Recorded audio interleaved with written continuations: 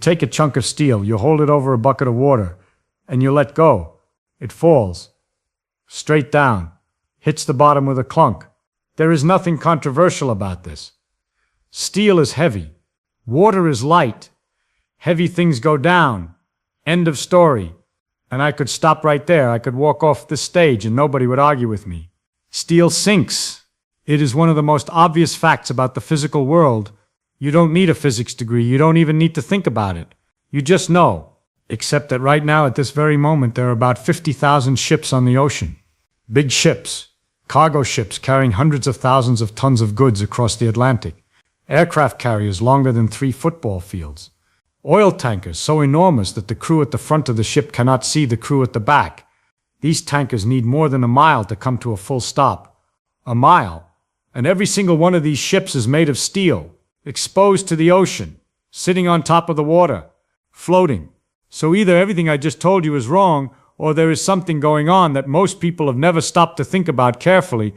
Let me tell you what is actually happening, because it is one of the most beautiful tricks in all of physics. And the reason I call it a trick is not because nature is deceiving you. Nature never deceives anybody. Nature just sits there doing what it does, following its rules, perfectly honest. The trick is in your own head. You think you understand why things sink or float, but you don't. Not really. And the proof is that if you did understand it, the existence of steel ships would not surprise you at all. You would look at a steel ship and say, well, of course it floats. Why wouldn't it? The fact that it seems paradoxical tells you that your mental model is broken somewhere. So let us find where it is broken and fix it. We should start at the very beginning. What does it even mean to say something is heavy? Imagine I hand you 2 cubes. Both exactly the same size. One is made of wood, the other is made of iron. You hold one in each hand. The iron cube feels heavier, much heavier. Everybody agrees on this. But I want to be precise about what we mean, because sloppy language is how you end up confused about ships. The iron cube has more mass than the wooden cube, even though they are the same volume. There is more stuff packed into the iron, more atoms, and each atom is heavier. Physicists have a word for this. We call it density. Density is just how much mass you have squeezed into a given volume. Mass divided by volume. A cubic centimeter of steel has a mass of about 7.8 grams. A cubic centimeter of water has a mass of about 1 gram. So steel is roughly 8 times denser than water. 8 times that is a big number. Wood, on the other hand, depends on the type. Balsa wood is incredibly light, maybe 0.15 grams per cubic centimeter. Oak is heavier, maybe 0.7 or so. But most common woods are still less dense than water, which is why a log floats in a river. And here is the rule that everybody thinks they understand. If something is denser than water, it sinks. If something is less dense than water, it floats. Wood floats. Steel sinks. Rocks sink. Cork floats. Simple. Clean. Obviously correct, and it is completely misleading. That rule, the way most people state it, is not wrong, exactly, but people apply it to the wrong thing, and that one little error in thinking, that small carelessness, is the entire reason steel ships seem like a paradox. They are not a paradox. They are a lesson in being precise about what words mean. Let me show you. Take a solid steel ball, about the size of a billiard ball. Smooth, shiny, dense. Drop it in a tank of water. It sinks immediately. No hesitation. No drama. Straight to the bottom. The density of the ball is 7.8 grams per cubic centimeter. The density of the water is 1 gram per cubic centimeter. The ball is denser. Down it goes. The simple rule works beautifully. Now I want you to try something different. Take the same amount of steel, the exact same mass. Melt it down if you have to, and roll it out into a thin sheet. A very thin sheet, maybe a couple of millimeters thick. Now take that sheet and form it into a bowl. A big wide open bowl with tall sides, like a mixing bowl, but made of steel. Place that bowl gently on the surface of the water. What happens? It floats. Sit with that for a moment. The same steel, the same number of atoms, the same mass, the same weight. One shape sinks, the other shape floats. Clearly, obviously, undeniably, it cannot be about the steel itself. It cannot be about the material. If the material were what mattered, both objects would do the same thing. because they are made of the same material. Something else entirely is going on. When you formed that steel into a bowl, you did something clever. Whether you meant to or not, you enclosed a large volume of air inside the shape. The bowl is not just steel, the bowl is steel plus air. And here is where precision matters. If you calculate the average density of the entire bowl, the thin steel walls, plus all that air sitting inside and above the waterline, that average density is much less than 1 gram per cubic centimeter, much less than water. So the whole object floats. Do you see it? The rule says that objects denser than water sink, and objects less dense than water float. That rule is absolutely correct, but you have to apply it to the whole object, not just to the material the object is made of. A solid steel ball is all steel. Its density is the density of steel. It sinks. A steel ball is mostly air with a thin shell of steel around the bottom and sides. Its average density is very low. It floats. Same steel, different geometry, different outcome. A ship is exactly the same thing, just scaled up enormously. An ocean liner is not a solid block of steel. It is a hollow shell. The hull is steel, yes, but the inside is full of air. Cargo holds, hallways, engine rooms, crew quarters, fuel tanks, ballrooms on the fancy ones. All of it is mostly empty space. The average density of the entire vessel, steel hull, plus air, plus cargo, plus engines, plus everything, is less than the density of seawater. So it floats. There is nothing miraculous about it. There is nothing even surprising about it, once you have the right picture in your head. Now, before I move on, I want to clear up something that catches a lot of people. You may have seen a trick where someone carefully places a sewing needle flat on the surface of water, and it appears to float. A steel needle on the water. Is that the same thing as a ship? No. It is completely different, and confusing the two will mess you up. The needle is not floating because of buoyancy. A sewing needle is a solid piece of steel. It does not enclose any air. Its density is the full density of steel. If buoyancy were the only force at play, the needle would sink instantly. And in fact, if you push the needle just a little below the surface, it does sink and stays on the bottom. What holds the needle up is something called surface tension. Water molecules attract each other. At the surface, this attraction creates a kind of elastic skin. If you place the needle very gently without breaking through that skin, the surface tension supports it. But this has nothing to do with Archimedes. Nothing to do with displacement or density of the whole object. It is a completely different phenomenon, caused by cohesive forces between water molecules at the interface with air. A ship floats because of buoyancy, because the displaced water pushes it up with a force equal to the weight of the ship. A needle rests on the surface because of surface tension, because the molecular skin has not been punctured. If you made the needle bigger and heavier, eventually the surface tension would give way and the needle would break through and sink. But a ship, no matter how enormous, keeps floating because as it sits deeper, it displaces more water and the buoyant force keeps growing to match. I bring this up because physics demands that kind of precision. Two things can look similar, a needle on water and a ship on water, and have completely different explanations. Lump them together and you lose the ability to predict what happens next. And prediction is the whole game. It is also worth knowing that when iron ships were first proposed in the early 1800s, people thought the idea was insane. For thousands of years, ships had been built of wood. Wood floats on its own.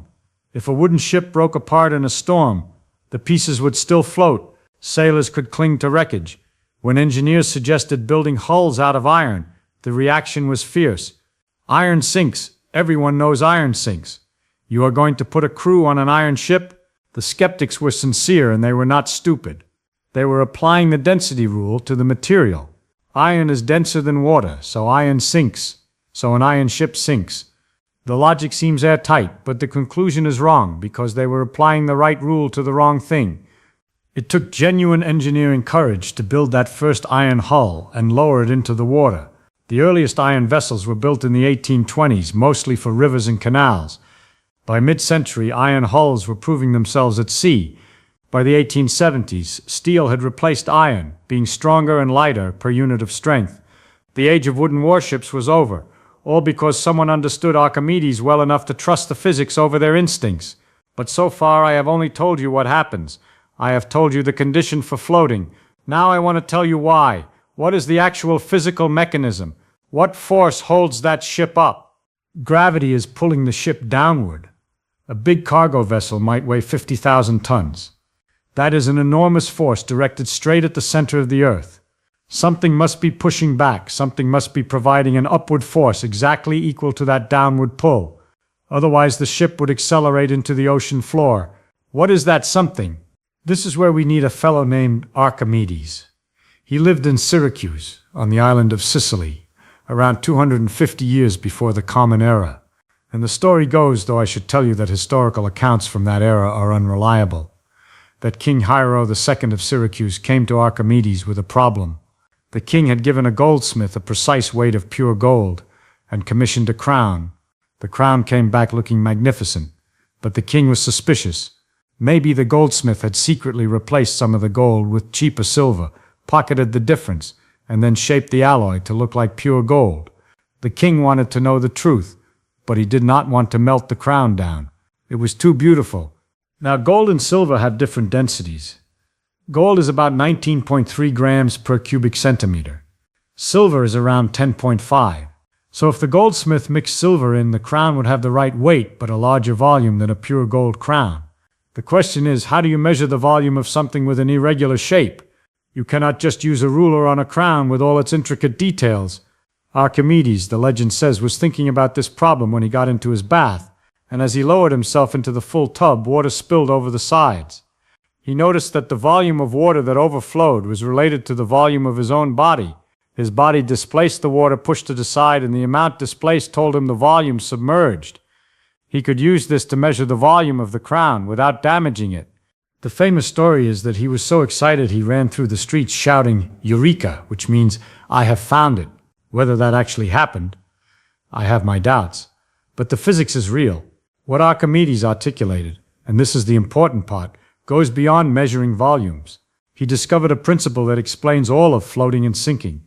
The principle says this: when you place an object in a fluid, the fluid exerts an upward force on that object equal to the weight of the fluid displaced by the object. I need you to really hear that sentence, because it is the key to everything. The buoyant force, the upward push that the fluid provides, equals the weight of the fluid that has been shoved out of the way. So imagine lowering a box into water.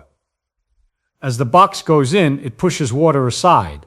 That displaced water has a certain weight. Let us say the box displaces a volume of water that weighs 50 pounds. Then the water pushes the box upward with a force of 50 pounds. If the box itself weighs less than 50 pounds, the upward push wins. The box rises. It floats. If the box weighs more than 50 pounds, gravity wins. The box sinks. If the box weighs exactly 50 pounds, the forces balance and the box hovers, neutrally buoyant, neither rising nor sinking. For a ship, the process is dynamic. As the hull enters the water, it displaces more and more fluid. The buoyant force grows. The ship sinks lower and lower into the water until the volume of displaced water weighs exactly as much as the entire ship. At that point, the upward buoyant force perfectly balances the downward gravitational force. The ship stops descending and just sits there, floating in equilibrium. You have felt this yourself, by the way. Get into a swimming pool, and you feel lighter. You can jump higher in water. You can lift your friend. The reason is Archimedes. Your body displaces water, and the water pushes back with a force equal to the weight of the displaced water. Since your body is almost the same density as water, most of your weight is supported by the buoyant force. You only have to support the small difference. That is why astronauts train underwater. It is not zero gravity, but it is close enough for practice. The buoyant force cancels out most of the gravitational pull, letting them simulate the feeling of weightlessness. And this gives us a gorgeous way to measure how heavy a ship is. What ship tonnage, the displacement tonnage, is literally the weight of water the ship pushes aside. When someone says a battleship displaces 45,000 tons, they mean that when the ship is loaded and sitting at its waterline, the volume of ocean being shoved aside by the hull weighs 45,000 tons. And because the ship is floating in equilibrium, the ship itself must also weigh 45,000 tons. You do not need to put the ship on a scale, you just measure how much water it displaces. Archimedes gives you the weight for free. If you load more cargo aboard, the ship gets heavier. The ship gets heavier. It sinks a little deeper, pushing aside more water, until the buoyant force once again matches the new greater weight. This is why cargo ships have markings on their hulls called plimsoll lines, named after Samuel Plimsoll, a 19th century British politician who campaigned for maritime safety. These lines show the maximum safe depth the ship can sit in the water. If the waterline reaches the plimsoll mark, the ship is fully loaded. Go beyond it, and you are asking for trouble, because you have reduced your freeboard, the height of the hull above the waterline, to a dangerously small margin. A big wave could wash right over the side. And here is a nice detail. The same ship floats at different heights depending on what kind of water it is in. Seawater is denser than freshwater, about 2.5% denser because of all the dissolved salt. So in the ocean, each cubic meter of displaced water weighs a bit more than in a freshwater lake. That means the ship needs to displace less volume in seawater to get the same buoyant force. The ship rides higher. When a cargo ship sails from the Atlantic Ocean into the mouth of a river, you can actually see it settle lower in the water as the density of the surrounding water decreases. The plimsoll markings actually account for this. There are separate lines for tropical seawater, ordinary seawater, summer freshwater, and winter freshwater. Alright, so I have told you that the buoyant force equals the weight of displaced fluid. Archimedes said so, and it works. But I want to push one level deeper, because Archimedes stated the result, but he lived in an era before the detailed understanding of pressure in fluids. I want to show you where this force physically comes from. It is not as if the water knows the ship is there and decides to be generous. Water does not think. So what is producing this upward push? The answer is pressure. And understanding this part makes the whole thing click at a gut level. Think about water in a swimming pool. Not just the surface. Think about the water near the bottom. Every cubic meter of water near the bottom has all the water above it pressing down on it. The deeper you go, the more weight is piled on top, and the higher the pressure. You've felt this. If you have ever dived to the bottom of a deep pool, your ears hurt. That is the pressure. Scuba divers know this intimately. For every 10 meters of depth in water, the pressure increases by about 1 atmosphere, which is the same pressure the entire atmosphere exerts at sea level. 10 meters of water equals the weight of the entire column of air above your head. Water is heavy stuff. The key point is that pressure in a fluid increases smoothly and predictably with depth. Near the surface, the pressure is low. Go deeper, the pressure climbs. This gradient, this steady increase, is what makes buoyancy work. Let me give you a way to feel this in your bones. Imagine you are standing on the bottom of a swimming pool that is 3 meters deep. The water above you weighs something. Every square meter of pool bottom has 3 cubic meters of water stacked on top of it. And each cubic meter of water weighs about 1,000 kilograms.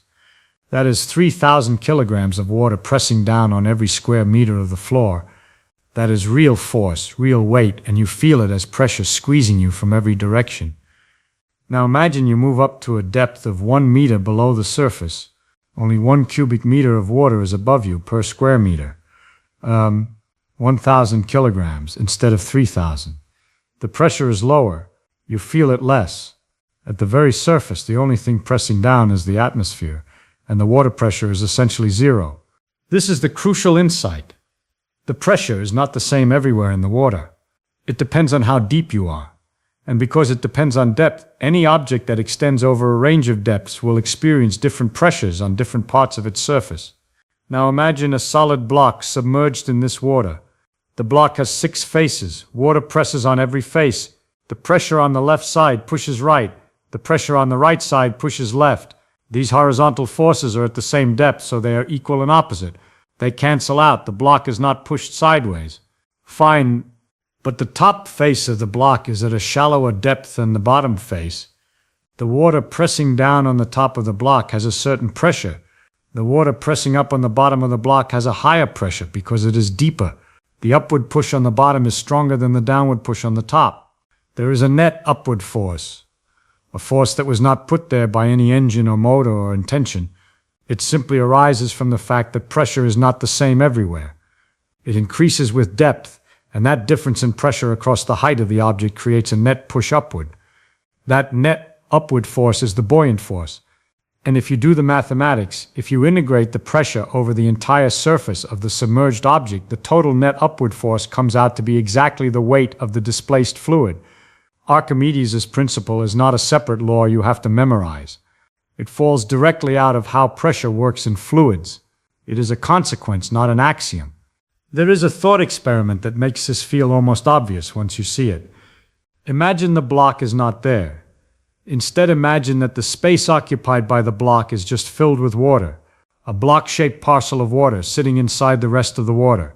That parcel is in equilibrium. It is not sinking or rising. It just sits there, part of the fluid, going nowhere. So the forces on it must balance. Gravity pulls that parcel of water down with a force equal to its weight, and the surrounding water pushes it up with the pressure forces we just described. Those forces are equal. The upward push from the surrounding water exactly equals the weight of that parcel of water. Now swap the water parcel for a solid block. The surrounding water does not know the difference. It pushes with the same forces it always did, because the pressure depends on depth, not on what is sitting at that depth. So the upward force on the block is the same as the upward force that was on the water parcel, which was equal to the weight of the water parcel, the weight of the displaced water. That is Archimedes' principle, derived from nothing more than the idea that a parcel of water inside a larger body of water does not spontaneously rise or sink. I find that deeply pleasing. One simple, almost obvious observation, that deeper water has more pressure, gives you this remarkably powerful result that explains everything from ice cubes to aircraft carriers. But floating is only half the problem of ships, and maybe not even the harder half, because ships do not merely need to float, they need to float upright. And staying upright turns out to be a tricky business. Picture a large ship. The hull sits in the water, displacing thousands of tons of seawater. Above the waterline, you have the superstructure, the deck, containers stacked 5 or 6 high, the bridge, radar equipment, lifeboats. A lot of mass is piled up high. The center of gravity of the ship, the single point where you can imagine all its weight concentrated, is somewhere up in the structure. Meanwhile, the buoyant force acts upward through a different point, the center of buoyancy, which is the geometric center of the underwater volume. That point is down low in the belly of the hull, so gravity pulls down from a relatively high point and buoyancy pushes up from a relatively low point. If the ship is perfectly upright, these two forces are aligned along the same vertical line. They cancel nicely, everything is in balance. But what if the ship tilts? What if a wave pushes it to one side? Or what if cargo shifts? The ship rolls, let us say 5 degrees to starboard. You might think this is the beginning of a disaster, that the center of gravity is above the center of buoyancy, like an inverted pendulum, a ball balanced on top of a hill. Any small push should make it worse, not better, and yet ships do not topple at the first wave. They rock, they roll, and they come back upright. Something is stabilizing them. What when the ship tilts to starboard, the shape of the underwater portion changes. The starboard side is now more deeply submerged, the port side has come up a bit, the wedge of water being displaced has shifted. More volume on the starboard side, less on port, and the center of buoyancy, which is the center of that displaced volume, shifts to the starboard side as well. Now the buoyant force is still pushing straight up, but it is no longer aligned with the center of gravity. It is offset to the starboard side. This offset creates a torque, a rotational force that actually pushes the ship back toward upright. The buoyancy and gravity are misaligned in a way that produces a restoring twist. This is called the righting moment. Naval architects spend enormous effort calculating this righting moment for every conceivable angle of tilt. They design hull shapes specifically to maximize it. Wide, flat-bottomed hulls have strong righting moments. They are very stable. Narrow hulls, like those of racing yachts or canoes, have weaker righting moments. They are tippy. That is why barges sit so confidently in the water while a canoe makes you nervous every time you shift your weight. There is a specific concept called a metacenter. Imagine the buoyant force as an arrow pointing straight up through the center of buoyancy. When the ship is upright, this arrow passes through a certain point on the ship's center line. When the ship tilts, the center of buoyancy moves, and the upward arrow tilts along with it. The metacenter is the point where this tilted arrow crosses the original center line. If the metacenter is above the center of gravity, then any small tilt produces a righting moment that restores the ship. Stable.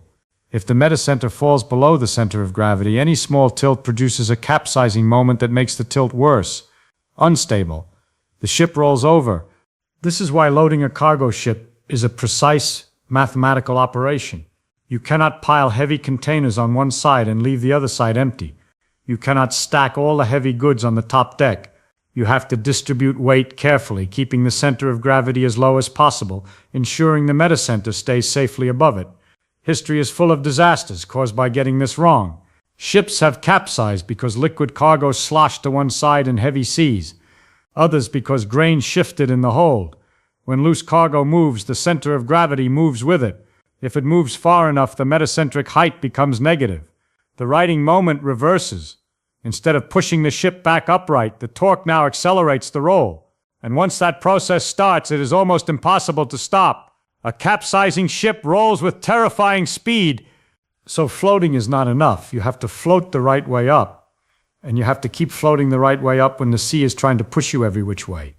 Every ship is a constant negotiation between gravity and buoyancy, between the center of mass and the center of displaced volume. The engineering is extraordinary. Let me now tell you about something that sounds even more absurd than steel ships: concrete ships. During the First World War and again during the Second World War, there were critical shortages of steel. In wartime, steel goes to tanks, to guns, to ammunition, to 1,000 things the military needs. But you also need ships desperately. How do you transport supplies across an ocean controlled by enemy submarines if you do not have enough steel to build transports? Someone had an idea. What if we build ships out of reinforced concrete? Concrete has a density of about 2.3 grams per cubic centimeter, denser than water. Noticeably so. Drop a block of concrete in a river and it goes straight to the bottom.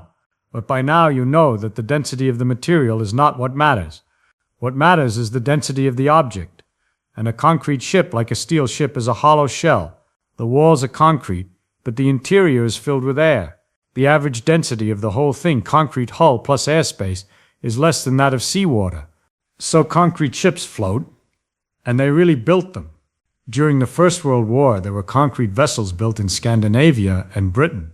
During the Second World War, the United States built dozens of concrete cargo vessels and oil barges. Some of them served their purpose and were later scuttled as breakwaters in harbors along the coast. A few of the hulks are still visible, slowly crumbling. But the point is, they worked, they floated, they carried cargo across dangerous waters. Concrete ships. The trade-off, of course, was that concrete is heavier than steel for the same strength. So the hulls had to be thicker, the ships carried less cargo relative to their size, and they were slower and less efficient. Once steel became available again after the wars, nobody wanted to build concrete ships anymore. But the physics worked perfectly. Shape and geometry trumped material. You could theoretically build a ship out of lead, which has a density of 11.3 grams per cubic centimeter, or osmium, the densest naturally occurring element, at 22.6. As long as you shape the hull so that the enclosed volume brings the average density below that of the surrounding water, the thing will float. A gold ship would float. An absurd idea, fantastically expensive, but physically possible. Physics does not play favorites. It does not care whether the hull is made of pine or platinum. It cares about forces and volumes and pressures. Now let me reverse the problem entirely. Forget about making heavy things float. What about making floating things sink? This is the challenge of the submarine, and it is a beautiful application of everything we have been talking about. A submarine is a steel vessel, just like a surface ship. When it sits on the surface with its tanks full of air, it floats. Its average density is less than seawater. Standard buoyancy. Nothing special. But the submarine needs to go under the water. It needs to descend to hundreds of meters and operate invisibly. How do you convince a floating object to sink on command? You change its average density. The submarine carries large tanks called ballast tanks built between the inner pressure hull and the outer hull. When the captain gives the order to dive, valves open and seawater rushes in through flood ports at the bottom of the tanks, while air vents open at the top to let the air escape. The submarine is now heavier. Its total mass has increased because water has replaced air in those tanks, but its external volume has not changed, so the density goes up. When the average density exceeds that of the surrounding seawater, down it goes. To come back up, high-pressure compressed air is forced into the ballast tanks, blowing the seawater back out through the flood ports. Air replaces water. The submarine becomes lighter. Its average density drops below that of seawater, and it rises. The amount of compressed air a submarine carries is critical. It is literally the ticket home. Without compressed air, you cannot blow the ballast tanks, and you cannot surface. What about hovering at a specific depth, neither rising nor sinking? This is the delicate art of neutral buoyancy. The crew adjusts ballast so that the average density of the submarine exactly matches the density of the surrounding water at that depth. The buoyant force equals the weight. Zero net force. The submarine just hangs there, motionless in the water column. But this is harder than it sounds, because the ocean is not uniform. Water density changes with temperature. Cold water is denser than warm water. Water density changes with salinity. The ocean has layers of different salt concentrations. There are thermoclines, where temperature changes rapidly over a short vertical distance, and haloclines, where salinity shifts. A submarine that is perfectly neutrally buoyant at one depth might find itself slowly sinking or rising as it crosses one of these boundaries because the water density has shifted around it.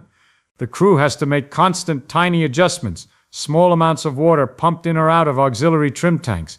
It is a continuous, dynamic process, never truly settled. Fish, by the way, solved this engineering problem hundreds of millions of years before we did. Most bony fish have an internal organ called a swim bladder. It is a gas-filled sac, usually located just below the spine. By adding gas to the bladder or absorbing gas out of it through the bloodstream, a fish adjusts its overall density. More gas means lower density, and the fish rises. Less gas means higher density, and the fish sinks. It is the biological equivalent of a submarine's ballast system, and it works on exactly the same physics. Archimedes would have been delighted by it. Sharks, interestingly, do not have swim bladders. Most shark species are denser than seawater. They would sink if they stopped moving. They stay at depth partly through hydrodynamic lift from their pectoral fins, which act like airplane wings, generating an upward force as water flows over them. They also have enormous oil-rich livers that can make up a quarter of their body weight. Squalene, the primary oil in a shark's liver, is less dense than water, so this massive liver acts as a partial flotation device. But it is not enough to achieve true neutral buoyancy. A shark that stops swimming sinks, which is why you never see a shark hovering motionless in mid-water the way a goldfish can suspend itself in a tank without effort. The shark is always moving, always swimming forward, a prisoner of its own density and its evolutionary history. There is one more thing I want to show you before I tie this all together. Something that seems unrelated to ships, but is actually the same physics wearing a different costume. Hot air balloons. A hot air balloon floats in air for the same reason a ship floats in water. The balloon envelope is